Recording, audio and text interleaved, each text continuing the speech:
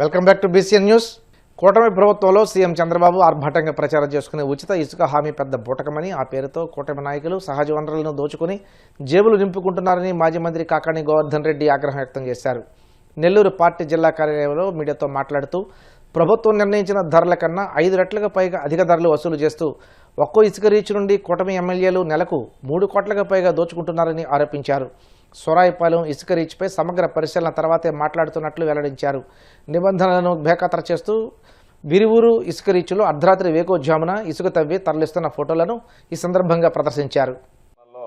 ఏ విధంగా అధికార పార్టీ నేతల అవినీతి దాహానికి ప్రకృతి వనరులు, సహజ వనరులు ఏ విధంగా దోపిడీకి గురవుతున్నాయనేటువంటిది అనేక సందర్భాల్లో చెప్పడం జరిగింది. ఈరోజు మేము చెప్పాం, అక్రమంగా ఇసుక అనేటువంటిది ప్రభుత్వ ఆదాయానికి గండు కొడుతూ ఉచిత ఇసుక పేరిట స్థానికంగా ఉండేటువంటి శాసనసభ్యులు విచ్చలవిడిగా దోపిడీకి పాల్పడుతున్నారు అని చెప్పి అనేక సందర్భాల్లో చెప్పడం జరిగింది. దాని ప్రకారం ఈరోజైతే నెల్లూరు జిల్లాకు సంబంధించి పెన్నమ్మకి గర్భశోకం ఎక్కడ పడితే అక్కడ గుంతలు తవ్వి ఈరోజు ఒక్కొక్క దగ్గర 10 మీటర్ల లోతుకు మించి తవ్వడం, అక్కడ నదీ గర్భంలోనే రోడ్లు నిర్మించడం, ఇసుకని యంత్రాలు పెట్టి తోడేయడం, రాత్రి పొగలు లేకుండా ఈ తవ్వకాలు కొనసాగించడం, ఇవన్నీ చూసిన తర్వాత ఆ తరలింపులో భారీగా గోతులు పడడం అనేటువంటివి కూడా చూసాం.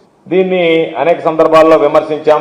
ఒకసారి అయితే పాపం సోమిరెడ్డిని గురించి చెప్తే సూరాయపాలెం ఒక ఇసుక రీచ్లో 100 కోట్ల రూపాయలకి స్కెచ్ వేశాడు అని చెప్తే అందరినీ, అప్పుడు తెలుగుదేశం పార్టీ అధ్యక్షుడిగా ఉన్నటువంటి అబ్దుల్ అజీజ్ గారిని, రూరల్ ఎమ్మెల్యే కోటమిరెడ్డి శ్రీధర్ రెడ్డి గారిని చూసి నా అంత నీతిమంతుడు ఎవడన్నా ఈ ప్రపంచంలో ఉన్నాడా, నాలాంటి వాడిని అవినీతి పరుడిని చేయడానికి మీరు ప్రయత్నం చేస్తారా, ఇక్కడెక్కడన్నా జరుగుతుందా అని ఆయన రీచ్కి వెళ్ళి చూపించాడు. అంటే నా నియోజకవర్గంలో అవినీతి జరగడం లేదు, దానికి నేనే జవాబుదారి అని చెప్పి ఆయన నాకు సంబంధం లేదని చెప్పలే, ఇక్కడెక్కడ జరగడం లేదు అని చెప్పి సర్టిఫికేట్ ఇచ్చాడు. సరే, బాగానే ఉంది. దాని మీద కొంత విశ్లేషించాం. అంటే ప్రొసీజర్లు కూడా స్ట్రీమ్ లైన్, ఏమీ ఎక్కడా తేడా లేకుండా, ఎవ్వరు వేరేవాడు వేలు పెట్టకుండా, క్యాష్ మిస్యూజ్ కాకుండా, మధ్యలో ఉండేటువంటి వాడు కొట్టేయకుండా ఫుల్ ప్రూఫ్ సిస్టమ్ పెట్టాడు. చంద్రబాబు చెప్తుంటాడు టెక్నాలజీ అని, ఆ టెక్నాలజీని మన సోమిరెడ్డి బ్రహ్మాండంగా అడాప్ట్ చేశాడు. ఎంత బాగా అడాప్ట్ చేశాడు ఒకసారి చూడండి. ఆయన ఇది అక్కడ ఉన్నటువంటి స్కానింగ్ మిషన్, క్యూఆర్ కోడ్, మళ్ళీ లేట్ కాకుండా, డబ్బులు ఫోన్పే కూడా ఇబ్బంది లేకుండా ఒక క్యూఆర్ కోడ్ పెట్టేశారు. అక్కడ మీరు చూడొచ్చు, క్యూఆర్ కోడ్ ఆ విధంగా పెట్టేస్తారు. దానికి సంబంధించి ఆ క్యూఆర్ కోడ్లో మనం అమౌంట్ స్కాన్ చేయాలి. స్కాన్ చేసిన వెంటనే ఒక స్లిప్ ఇస్తాడు. ఆ స్లిప్ అది ఏముండదు దాంట్లో, ఆ స్లిప్లో ఏమీ ఉండదు. శాండు, ట్రాక్టర్, అంటే ట్రాక్టరా, 12 బళ్ళ లారీయా, 14 బళ్ళ లారీయా, ట్రిప్పరా, అంతే. సింపుల్ స్లిప్, అంతే, ఇంకేముండదు. ఇది ఫోన్పే డైరెక్ట్గా. ఇప్పుడంతా మామూలుగా ఈ మధ్య చూసాం కదా ఫోన్పే సిస్టమ్, నేరుగా ఆ స్కానర్కి సంబంధించినటువంటి ఫోన్పే. ఇది ఆ స్కానర్కి సంబంధించి ఒక ట్రాక్టర్కి 1250 రూపాయలు. ఇది దీనికి సంబంధించి ఊరాయని చూస్తే ఈయన పేరు శ్రీ సాయి శ్రీనివాస్ అంట. ఆయన పేరుతో నేరుగా 1250 రూపాయలు కొట్టేశాడు దానికి. అక్కడ అతను వేసిన తర్వాత ఆ ట్రాక్టర్లో లోడ్ ఎత్తుకొని పోయేటువంటి ఫోటో కూడా తీసిపెట్టాడు. అది ట్రాక్టర్. ఆ ట్రాక్టర్కి సంబంధించినటువంటి ఫోటోస్ ఇవి. నేరుగా తీసుకెళ్ళిపోయినటువంటి ట్రాక్టర్కి సంబంధించినటువంటి నెక్స్ట్ ఫోటో చూపించాం. దానికి సంబంధించినటువంటి ఫోటోస్ అన్నీ అక్కడ చూపించాం. అదేవిధంగా అనేక సందర్భాల్లో చెప్పాం, రాత్రింబ పగుళ్ళు తేడా లేకుండా చేస్తున్నారని చెప్పి. ఏలూరు జిల్లాలో ప్రముఖ పుణ్యక్షేత్రమైన ద్వారక తిరుమల చినవెంకన్నకు హుండీల ద్వారా భారీ ఆదాయం సమకూరింది.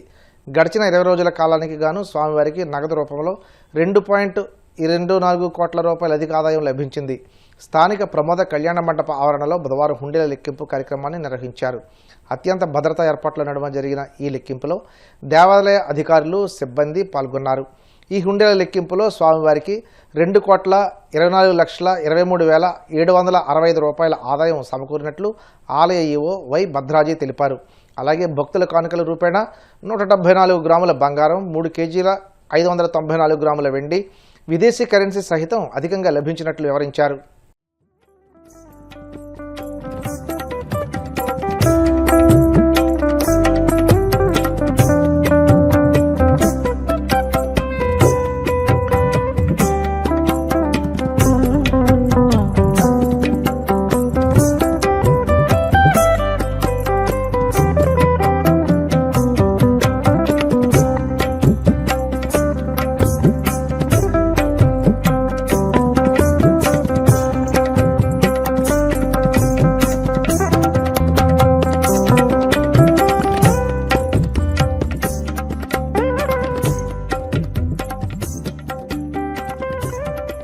సిబిసిఎన్సి ఆస్తుల పరిరక్షణకు ప్రభుత్వం చర్యలు తీసుకోవాలని కాకినాడలో క్రేగ్ మెమోరియల్ బ్యాప్టిస్ట్ చర్చ్ ఆధ్వర్యంలో బాలాజీ చెరువు నుండి కలెక్టర్ కార్యాలయం వరకు మౌన ప్రదర్శన ర్యాలీ చేపట్టారు. ది సైలెంట్ మార్చ్ పేరుతో నిర్వహించిన ఈ ర్యాలీలో జిల్లా పాస్టర్స్ ఫెలోషిప్ నాయకులు, సిటీ పాస్టర్స్ నాయకులు, విశ్వాసులు పాల్గొన్నారు. ఈ సందర్భంగా reverend D Varaprasad, reverend Joseph Benny మాట్లాడుతూ అవనిగడ్డ నుండి సోంపేట వరకు ఉన్న బాప్టిస్టు సంఘం ఆధ్వర్యంలో సిబిసిఎన్సి ఆస్తుల పరిరక్షణ కోసం కాకినాడలో ఈ ర్యాలీ నిర్వహించామన్నారు.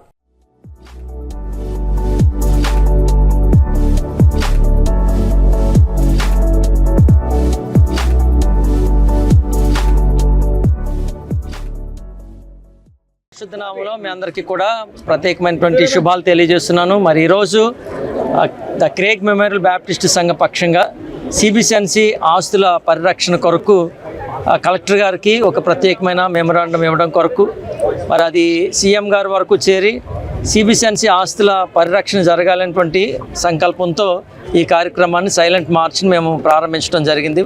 1874వ సంవత్సరంలో కెనేడియన్ బ్యాప్టిస్ట్ మిషనరీస్ వారు ఈ కాకినాడ పట్టణానికి వచ్చినప్పుడు మార్చి 12వ తారీఖున ఈ కాకినాడ నడిబొడ్డులో ఉన్నటువంటి ఈ క్రేగ్ మెమోరియల్ బ్యాప్టిస్ట్ సంఘాన్ని వారు మొట్టమొదట స్థాపించడం జరిగింది. 150 సంవత్సరాల చరిత్ర కలిగినటువంటి ఈ సంఘము 13 జిల్లాల్లో అనగా శ్రీకాకుళం నుండి గుంటూరు వరకు ఉన్నటువంటి ఈ 13 జిల్లాలకు తల్లి సంఘంగా ఈ సంఘం ఉండటం దేవుడి సంఘానికి ఇచ్చినటువంటి ఆధిక్యత. కాబట్టి మరి మిషనరీస్ ఎంతో త్యాగంతో మరి వారు సమర్పణతో మంచి ఆస్తులను ఇక్కడ సంపాదించి ప్రజలందరికీ కూడా మేలు కలగాలనేటువంటి ఉద్దేశంతో విద్యా సంస్థలను అలానే వైద్యశాలను, సంఘాలను, వేదాంత కళాశాలను వారు స్థాపించడం జరిగింది.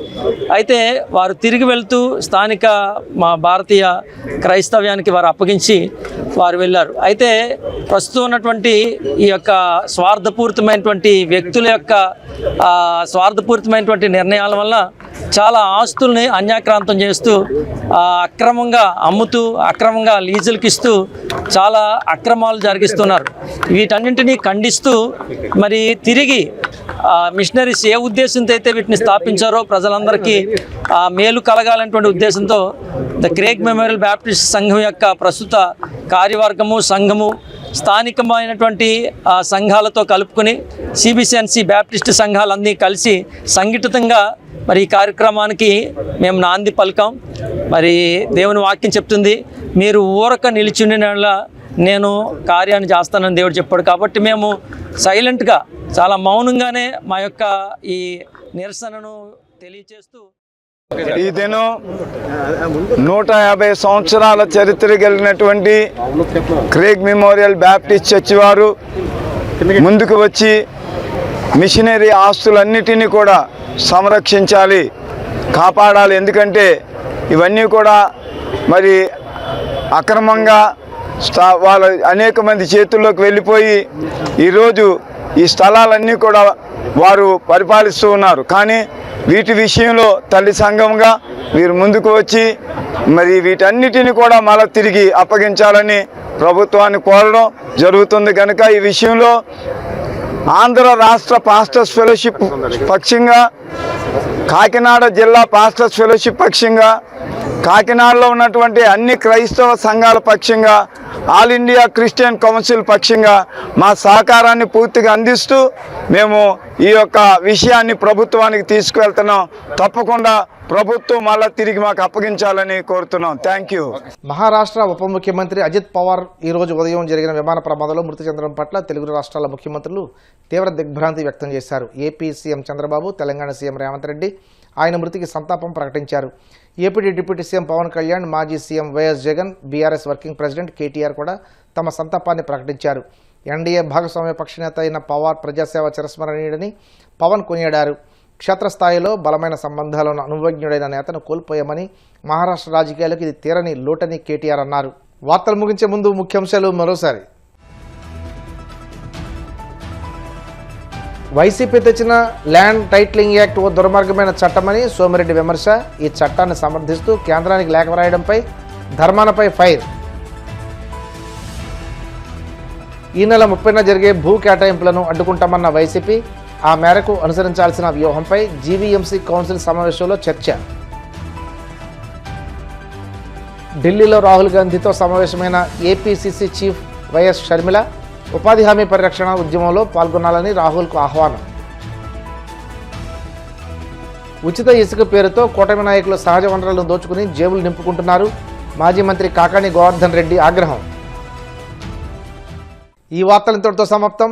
మరిన్ని వార్తల కోసం BCN digital YouTube channel, Facebook page follow అవ్వండి. అప్డేట్ వార్తల కోసం ప్లీజ్ సబ్స్క్రైబ్.